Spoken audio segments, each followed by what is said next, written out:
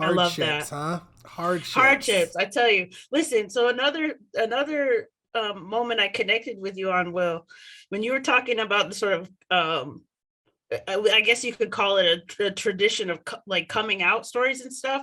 So I went through that whole thing. I did go through a sort of internal struggle because I grew up Roman Catholic, and so I really tried to suppress who I was.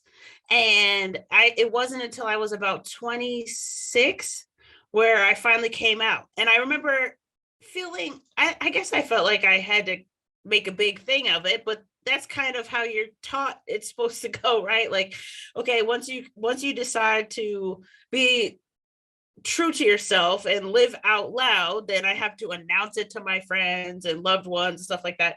So I went through the whole rigmarole, lost some friends immediately, which apparently they weren't actual friends, right?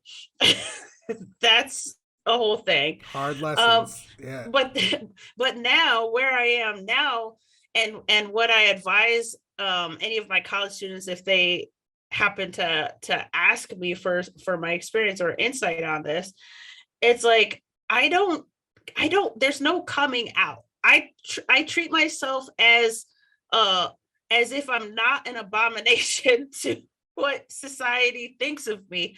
I just casually mention my wife, and the fact that we have beautiful 2-year-old triplets.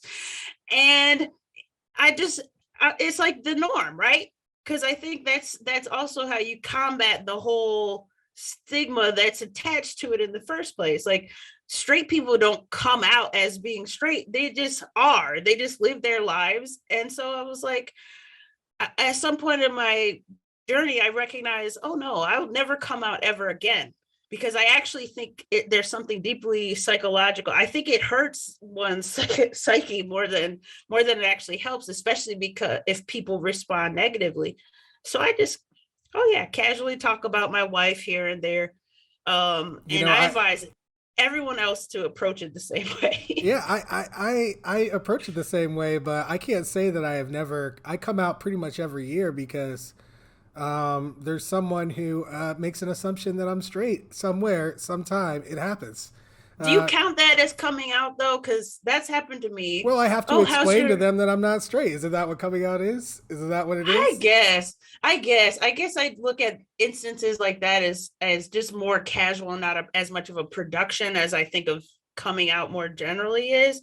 Because yeah, I go to the doctor's office and you know, I oh, you're married, and what does your husband do or whatever? Oh, my wife does X, Y, and Z, right? And I don't make it a whole spiel where I'm, like educated person. I'm just like, oh, my wife. And then they're like, oh, I'm sorry. It's Yeah, okay. People yeah. people do people are people are people. I They're mean, just going to assume that I have a husband. yeah. Like the last time, I'm a poker player myself. I play casually, and I Nice. also play the World Series of Poker events sometimes. And um, I, a guy I've been playing poker with for almost 2 years. Uh, he I mean, like, it's not a secret, I mean, like, it's same as you. Like, I'm not hiding these things. There are plenty of players who know, like, this is that, but this guy was totally clueless about it. We've been at the table countless times, had tons of conversations, we got jokes back and forth, no idea. And so he makes some kind of joke about me and being with a woman. Long story short, and Mm-hmm. so I make a joke back about me and being with a man, and he goes, he's like confused for a second. He's like, oh, wait a minute. Like, he's like, oh, so you like men? And I'm like, yeah, that's a thing, and so I have fun with this sometimes. It's like whatever. It's totally meaningless to me. Yeah, that's why I say I call myself a little bit of an alien, or like unique in the sense I haven't really gone through a lot of emotional turmoil related to my own individual identity. Mm. Um, Which I I'm glad for you, by the way, because it's not something I wish on people.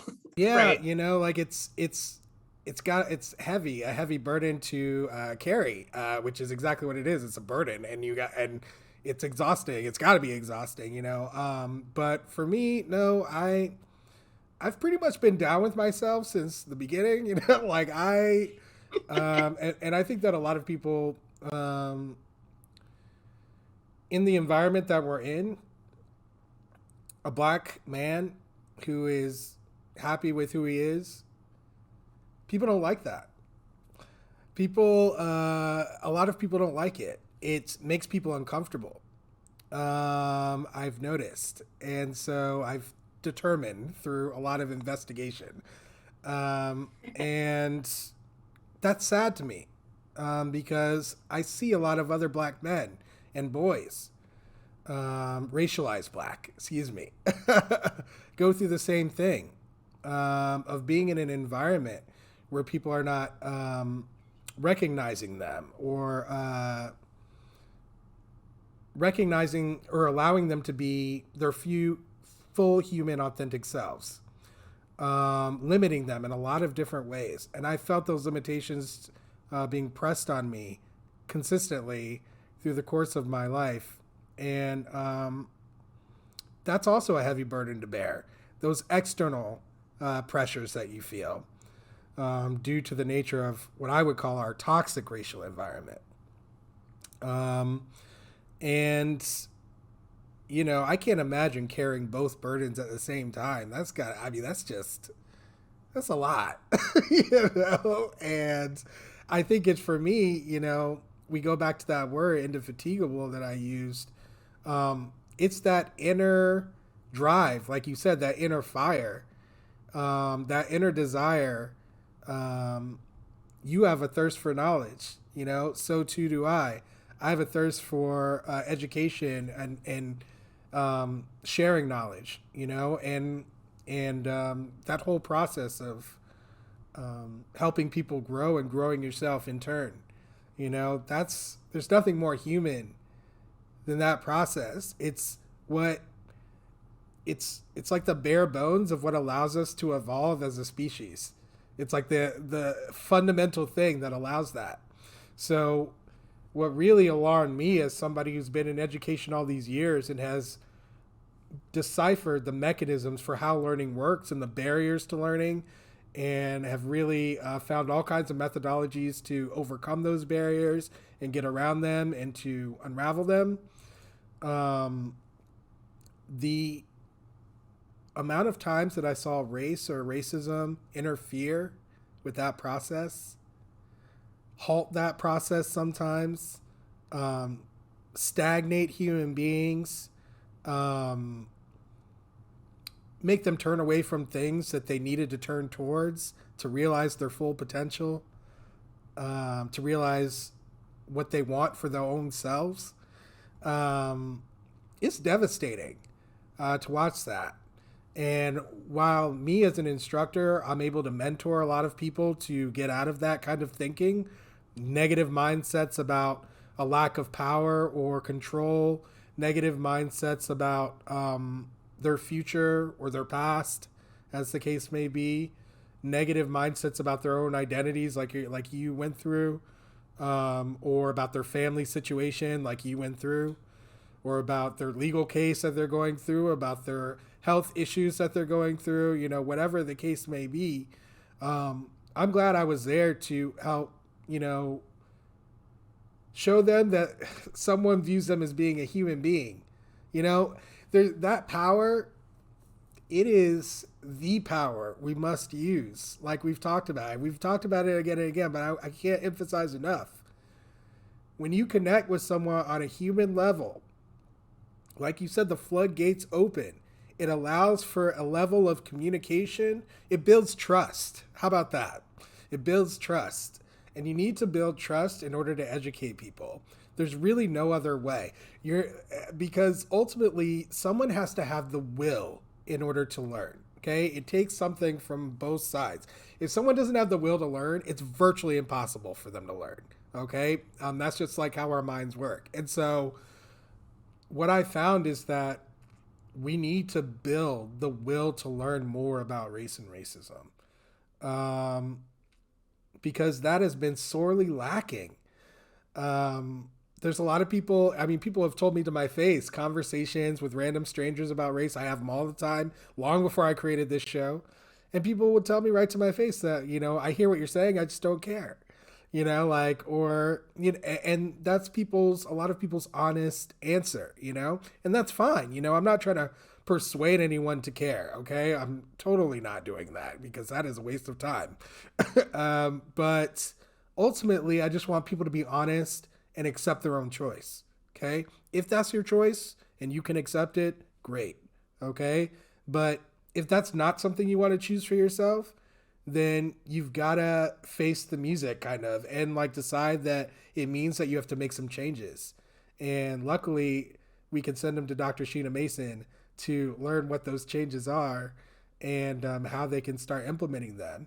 And they can come to me if they want to crack open their heart a little bit and to give themselves an opening to allow you to share with them your theory of racistness and how they can be a part of changing our society. I feel like everybody I've talked to about this has had some kind of experience like you described, but I definitely haven't. And it's the same for me in the gay community as well. Like in the gay community, a lot of gay men have coming out stories, right? Stories about internal struggle that they went through in order to accept themselves, given that society, or their parents or whatever else, would object or that, it mean they'd have to live a certain lifestyle or what does it mean for their future? They imagine something for themselves, so they have to let go of whatever it is. But yeah, I didn't go through that. Once I had, which everyone does have to have a revelation that you're gay because everyone assumes you're straight, like that's the world that you live in, that's what you learned and are taught to believe about yourself. So once you inevitably confront reality and realize that isn't true, yeah, I didn't have a problem with it. I didn't have any kind of inner conflict that I had to resolve. And I would say the same thing is true for blackness. Like, I never, even when that kid said what he said to me at 6 years old, telling me that I didn't act black, I knew that it was all BS. Like I had not embraced any kind of shroud of blackness or anything like that. I knew the history of my ancestors. I knew what they went through. I knew some of the history of the civil rights movement. I understood the fight for equality. But, I never actually felt any kind of pride in being black. Black pride was not really a thing in my family. My mom and dad, they never really had any kind of black pride, pride in their race. It wasn't a thing in our family. And so I didn't grow up with that. I grew up very much like what a lot of people would say, like raising your kids to believe in meritocracy, right? Do the best at school, do the best at all the things that you do. I played instruments, I did gymnastics and swimming. I learned math at a very young age before I even entered school. And, achieve was really the message that I received. And the message that I continue to receive through my schooling was achieve and you will be recognized for your achievements. And that is something that I slowly learned is not necessarily true. That, working hard, expressing what some people don't like it when you know things. Some people don't like it when you express things, Some people don't like it when you succeed. And some people are anticipating your failure. And some people are inadvertently putting barriers in front of you to your success. Some people are purposely putting barriers in front of you to your success. These are things that I didn't really conceptualize as I was going through school, encountering these kinds of barriers.